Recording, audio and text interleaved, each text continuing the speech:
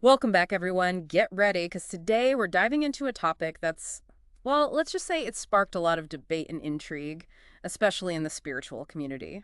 Yeah, it can be a bit of a minefield, to be honest. Exactly. We're talking about twin flames. Ooh, twin flames. That's a good one. Definitely a juicy topic. And for this deep dive, we're turning to Astrovibe, a French astrology website, to guide our exploration. Ooh la la. A little French mystique thrown in. I know, right? Always adds a certain je ne sais quoi. But before we get too lost in the mystique, let's start with the basics. So for anyone who might be new to this, what exactly are twin flames? Well, think of it this way. Imagine your soul, your very essence, being split into two way back at the beginning of time. Okay, like two halves of a whole. Exactly. And these two halves are destined to reunite to find each other again. So it's like finding your other half, but on a soul level. Yeah, you could say that. But it's actually much more than just finding your missing piece. It's about an incredibly intense connection that triggers profound personal growth and even spiritual awakening. Okay, so it's a lot deeper than just a soulmate connection. Oh, definitely. It goes way beyond that. This profound growth idea is intriguing. Could you give an example of how that might play out? Sure. Imagine someone who's always struggled with commitment, right? They meet their twin flame, and boom, that intense connection forces them to face that fear head on. Like a mirror reflecting back their deepest fears. Exactly. And that reflection can be painful, but it can also be the catalyst for breaking free from old patterns and embracing a healthier way of relating. Wow, that's a powerful example. It sounds like this kind of connection could really shake things up in someone's life. It can be quite the roller coaster ride, that's for sure. Think intense mirroring, communication that goes beyond words, even a dynamic where one twin chases and the other runs. Definitely not your typical love story. Oh, not at all. It challenges a lot of our preconceived notions about love and relationships, but that's what makes it so fascinating. Okay, so you've got these two soul halves destined to reunite and trigger some serious growth along the way. But where does this whole idea come from? Well, it's actually rooted in several spiritual traditions. Oh, really? I'm curious to hear about that. Yeah, like in Kabbalah, for example, there's this idea that the soul can shatter into sparks of light, and those sparks must eventually reunite to achieve wholeness. So it's like a cosmic puzzle that needs to be put back together. In a way, yeah. And in New Age thought, soul splitting is often seen as a deliberate choice for accelerated spiritual evolution. So whether it's about sparks of light or conscious splitting, the underlying theme is that we're all seeking unity, even if that journey takes lifetimes. Exactly. And each encounter between twin flames is like a step closer to that ultimate reunion. That's pretty mind-blowing when you think about it. What's even more fascinating is that those encounters aren't just random. They're opportunities to work through inner wounds and evolve on a soul level. So it's not just about finding the one, it's about becoming the best versions of ourselves through this intense connection. Exactly. It's about using that connection as a catalyst for growth and transformation. Now, you mentioned soulmates earlier, and I think it's important to clarify the difference between a soulmate connection and a twin flame connection, because those terms often get used interchangeably. Yeah, that's a really important distinction. So how do they differ? Well, soulmates often bring a sense of stability and harmony. They feel familiar and help us navigate life's challenges. Like a comfortable companion on the journey. Yeah, exactly. Whereas twin flames are more like looking into a cosmic mirror, right? You got it. They reflect back all aspects of ourselves, the good, the bad, and the ugly. That can be a bit confronting, to say the least. It definitely can be. It forces us to face those parts of ourselves we've been hiding from, those shadow aspects that we might not want to acknowledge. There's a quote from Sarah Torsch, a kinesthesiologist, that really captures this. She says, "A soulmate brings you closer to your truth, while a twin flame confronts you with it." Ooh, I like that. That's powerful, isn't it? And it highlights just how transformative these connections can be. Absolutely. Yeah. It's not always easy, though. Research has actually shown that 68% of people in twin flame relationships report questioning their deep identity. Wow, that's a much higher percentage than those with soulmates. It is. It really speaks to the intense self-discovery that comes with these relationships. Okay, so we've established that twin flame connections are deep, intense, and can lead to some serious soul searching. But what makes them so unique compared to other relationships? What sets them apart? Well, one of the hallmarks of a twin flame connection is the abundance of synchronicities. Synchronicities. You mean like those meant-to-be moments? Exactly. Twin flames often experience an uncanny number of coincidences, shared birthdays, similar life paths, even mirroring life experiences. It's like the universe is conspiring to bring them together. Yeah, there's definitely a sense of destiny at play. And then there's that mirroring effect we talked about earlier. The one where they reflect each other's deepest fears and patterns. Yes. And it's not just about reflecting negative traits.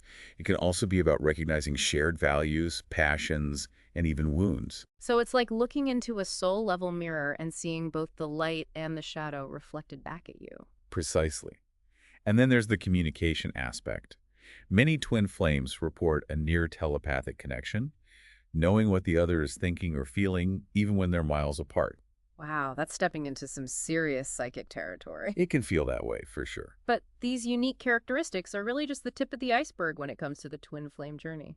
You're absolutely right. It's often described as a multi-stage process, each with its own set of challenges and transformative lessons. Okay, I'm hooked.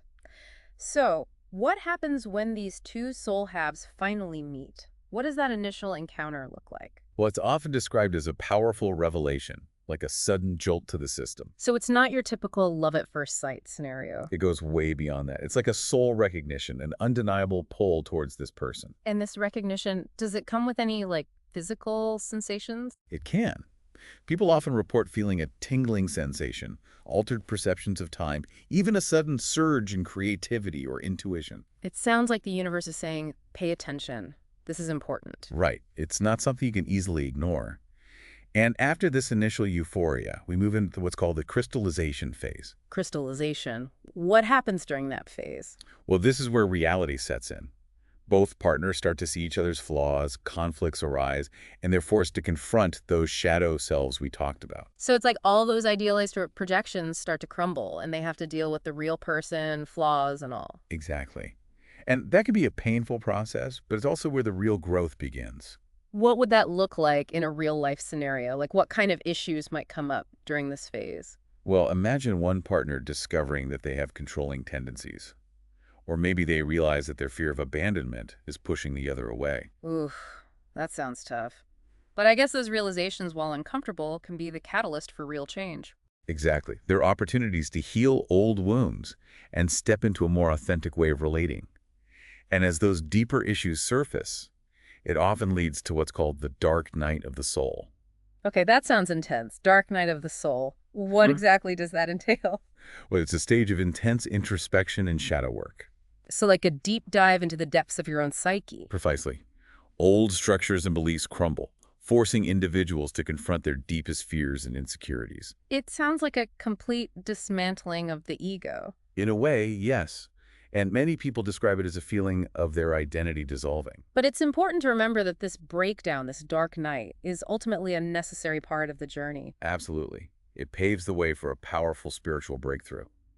And speaking of journeys, we can't talk about twin flames without mentioning the infamous chaser and runner dynamic. Oh, yes. The chaser and runner, that's definitely a topic that needs its own deep dive. But for now, can you give us a quick overview of what that dynamic is all about? Sure. It's basically a pattern where one partner, the chaser, actively seeks closeness and connection, while the other, the runner, pulls away. So it's like this push and pull dynamic, a constant dance of closeness and distance. Exactly. And it can create a lot of drama and heartache. I bet. It sounds like a recipe for emotional turmoil. It can be, for sure. But there are actually deep psychological reasons for these roles. The chaser might be driven by fear of abandonment, constantly seeking reassurance and trying to fill a void within themselves. And the runner, are they just afraid of commitment? Not necessarily. It's often more about feeling overwhelmed by the intensity of the connection and needing space to protect their sense of self. So it's not about one person being right and the other wrong. It's about understanding the underlying fears and motivations that are driving these behaviors. Exactly. It's about recognizing that both the chaser and the runner are playing out their own unhealed wounds. This is getting really interesting. I can't wait to dive deeper into the later stages of this journey and really unpack that chaser and runner dynamic. You know, all this talk about soul recognition and intense connection makes it sound like, well, a fairy tale romance. But it's important to acknowledge that the twin flame journey isn't always, sunshine and roses. oh, of course. Right. There are going to be some bumps in the road. Anything this powerful is bound to have some challenges. Exactly. It's not all about blissful reunions and happily ever afters. So what are some of the potential downsides, the things people should watch out for if they think they might be on this twin flame journey? Well, one major challenge, and this is something that comes up a lot, is the risk of emotional dependence. Emotional dependence. Okay. Makes sense. I mean, the intensity of this type of connection, it could easily lead to that, right? It definitely can. The pull is so strong that people can lose sight of their own identities and boundaries. They kind of get, Lost in the sauce. yeah, exactly. It becomes less about two whole individuals coming together and more about merging into this almost like a single entity. So instead of two flames burning brightly side by side, they kind of get like tangled up and They almost extinguish each other in a way, yeah. yeah. It's codependency masquerading as this profound spiritual connection. And that's not healthy for either person, is it? Not at all. Instead of supporting each other's growth, they become crutches for each other, relying on the other for validation and fulfillment. So it's almost like that need for the other person becomes it becomes an obsession almost, right? It can definitely head in that direction if it's not carefully managed. Right. So how can people avoid falling into that trap, that codependency trap? It all starts with self-love, honestly, with the commitment to personal growth outside of the relationship. So even though the pull towards your twin flame is so strong, it's essential to maintain your own individual identity, your own separate interests.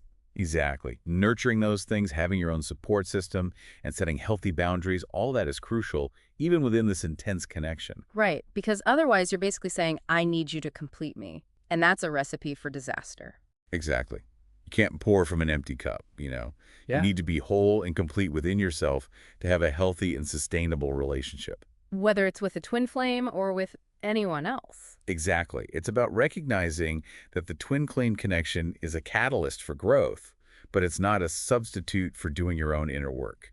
Makes sense. So emotional dependence, that's one pitfall. What else should people be aware of?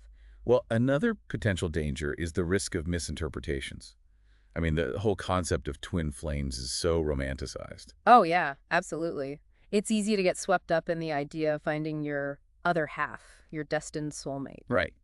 And that can make people vulnerable to, well, to excusing toxic behavior. Toxic behavior. Like they might think that just because someone claims to be their twin flame, that gives them a free pass to act however they want. Yeah. Unfortunately, that happens more often than you'd think. Oh, wow. So someone might mistake controlling behavior or even, abusive behavior as part of the twin flame journey. Like, oh, it's just part of the process. It's just us working through our karma. It's scary how often that kind of thinking pops up. Mm-hmm. Yeah.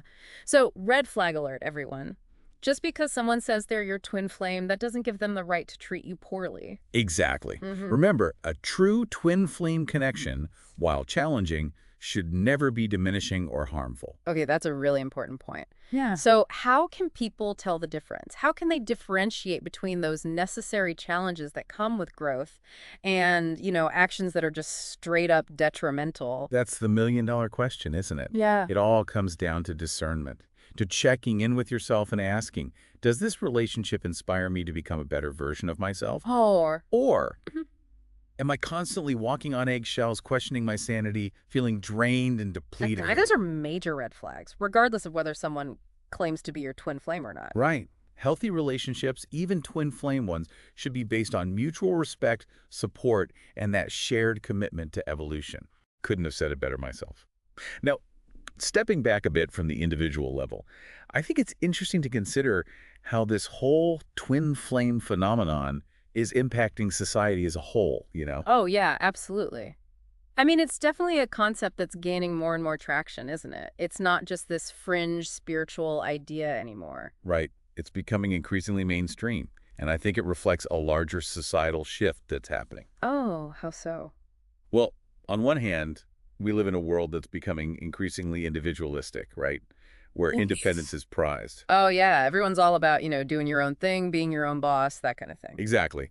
But at the same time, there's this growing yearning for deeper connection, for something that goes beyond the superficial. It's like we're caught between wanting to stand on our own 2 feet and craving that soul-stirring connection. Exactly. And the twin flame concept taps into that, doesn't it? Yeah. It challenges those traditional notions of love and possession. So instead of searching for someone to complete us, It's about recognizing that wholeness comes from within, and the relationship is a catalyst for both individuals to step into their full potential. okay, that's a really empowering way to look at it. It's not about finding the one. It's about becoming the best version of yourself. And sharing that journey with someone who mirrors back your growth, your evolution.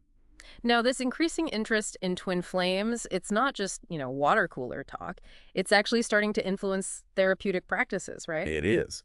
More and more therapists are incorporating twin flame concepts into their work, especially when it comes to dealing with issues like attachment trauma and intuitive communication. So, what was once considered this niche spiritual concept is now finding practical applications and helping people navigate their relationships and personal growth. Exactly. And that, I think, speaks to how deeply this concept resonates with people on a fundamental level. Now, the article also mentions some pretty intriguing stuff related to spiritual development. Like, it talks about twin flame encounters leading to a heightened vibrational frequency. Yeah, it gets pretty esoteric. And the healing of, get this, cellular memories. I gotta be honest, those sound pretty abstract to me. Can you break those down for us? What exactly do those things mean? Sure. So the idea is that these twin flame encounters, they're not just about romantic love. They're actually catalysts for spiritual awakening and accelerated healing. Okay, so the intensity of the connection itself somehow elevates your, spiritual energy. That's the general idea. Hmm. People report feeling more sensitive to subtle energies. They experience a surge in creativity and intuition.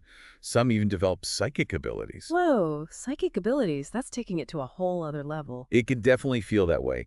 But basically, it's about expanding your consciousness, tapping into a deeper level of awareness. So it's not just about finding love. It's about, finding yourself, your true self. Exactly. And that heightened awareness often leads to a dissolving of old karmic patterns, a deeper understanding of one's soul purpose, that kind of thing. It sounds like the relationship becomes this, fast track for spiritual evolution. Yeah, that's a good way to put it. And this healing of cellular memories, what's that about?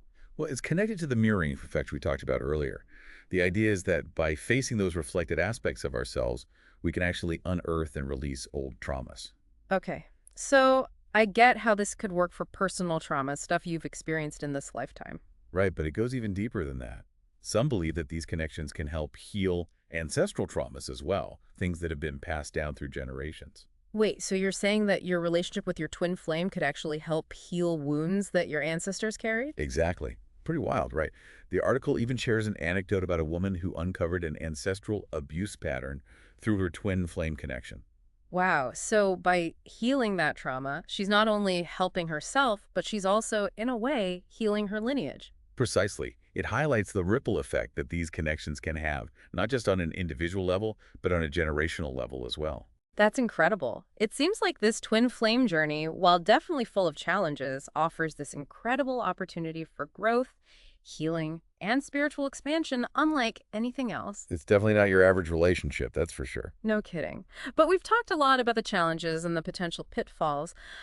Are there any, strategies, things people can do to navigate this intense journey in a way that's both empowering and healthy? That's a great question, and one I think we should delve into a bit further. So much to unpack with this whole twin flame thing, right? It can be a bit overwhelming, to be honest. It definitely can. There's a lot of, there's a lot of information out there, and it's not always easy to sort through. Exactly. And that's why we're here, right? To try to make sense of it all. So let's get practical. If someone's listening to this and thinking, okay, this resonates with me, but how do I actually navigate this journey in a healthy way? What advice would you give them? Well, I think the key is to approach it with a balance of heart and mind. Okay, so allowing yourself to feel those intense emotions, but also not losing sight of logic and reason. Exactly. It's about being open to the experience, but also using your discernment to make conscious choices. Right, because otherwise you can easily get swept away in that whirlwind of, oh, this is my twin flame, we're destined to be together, and you lose sight of everything else. Exactly. And that's where things can get messy. Yeah, so it's about finding that sweet spot between surrendering to the connection and also maintaining your own sense of self, your own boundaries. Exactly. And that takes a lot of self-awareness and emotional maturity. Definitely not for the faint of heart, this twin flame business. No, it's not. It's a path of accelerated growth, which can be incredibly challenging, but also incredibly rewarding. And remember that mirror analogy we talked about? The twin flame connection is like this giant mirror reflecting back all parts of yourself. The good, the bad, the pretty, the ugly, the whole shebang. Exactly. So the key is to use that reflection for self-discovery and healing, right? Not to try to change your twin flame or expect them to fix you. Absolutely. It's about taking responsibility for your own growth, your own evolution. And that's where the inner work comes in. Exactly. Therapy, journaling, meditation, whatever resonates with you. It's about using those tools to navigate the emotional ups and downs, understand your patterns, and ultimately heal those deep-seated wounds that are holding you back. Okay, so inner work is essential. But what about that whole chaser and runner dynamic? Any advice on how to deal with that in a way that doesn't lead to more drama and heartache? Well, first, it's important to remember that that dynamic is often rooted in unhealed wounds, especially around abandonment and intimacy. Right, the chaser's clinging, the runner's pulling away. It's a classic pattern. It is. And the key to shifting that dynamic is to address those fears and insecurities within yourself. So if you're the chaser, it's about working on your own sense of self-worth, your own security, so you don't feel the need to chase after someone else for validation. Exactly. And if you're the runner, it's about exploring those fears of intimacy, learning to create healthy boundaries. It sounds like a delicate dance. It is. But as both partners do their own inner work, that dynamic naturally starts to shift. There's less push and pull, more balance and harmony. But even beyond the romantic aspect of it all, isn't this twin flame journey really about something bigger? Absolutely. It's about expanding your consciousness, aligning with your soul's purpose. It's about tapping into a deeper level of love, both for yourself and for others. It's like taking those lessons you learned from the relationship and applying them to all areas of your life. Exactly. It's about becoming the fullest expression of yourself and contributing to the evolution of, well, of love and consciousness on a collective level. Wow. That's a pretty powerful concept. It is. And it's a journey that invites us to, to redefine love, to challenge those outdated relationship models. To create a world where connection is based on authenticity, growth, and that shared commitment to becoming the best versions of ourselves. Beautifully said. Couldn't have put it better myself. Yeah. Well, we've covered a lot of ground today. Any final thoughts before we wrap up this deep dive? Just this. Whether you believe in twin flames or not, the ultimate goal is to live a life filled with love, purpose, and authentic connection. And who doesn't want that? Well, thank you so much for sharing your wisdom with us today. It's been a truly enlightening journey. My pleasure. Always happy to talk about all things love and spirituality. And to our listeners, keep exploring, keep evolving, and keep those hearts open. Until next time.